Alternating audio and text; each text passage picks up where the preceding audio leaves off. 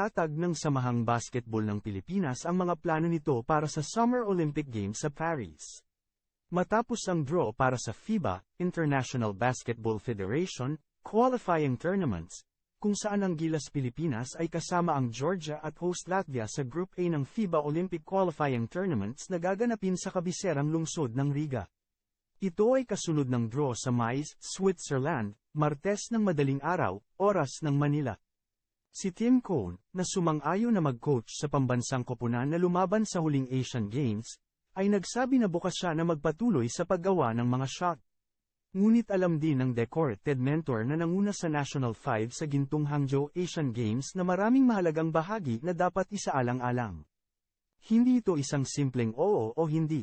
Maraming bagay na kailangang mangyari in terms of the planning, in terms of the coming together of the Philippine Basketball Association, and the SBP, he told reporters recently. Open ba ako dito? Siyempre, open ako dito. Palagi akong bukas sa mga hamon ng paggawa ng isang bagay na kamanghamanghang. Ngunit muli, ang mga puwersa ay dapat magkatugma upang sumabak sa gyera, dagdag niya. Gayun din, ang isang pinaghandaan sa unang quarter ng 2024 ay ang Asia Cup qualifiers, na naka-schedule para sa Pebrero. Kailangan talaga nating pag-aralan, pagsamasamahin ang lahat, at alamin kung saan pupunta ang direksyon. At sa tingin ko yun talaga ang susi para sa tagumpay, sabi ni Cone.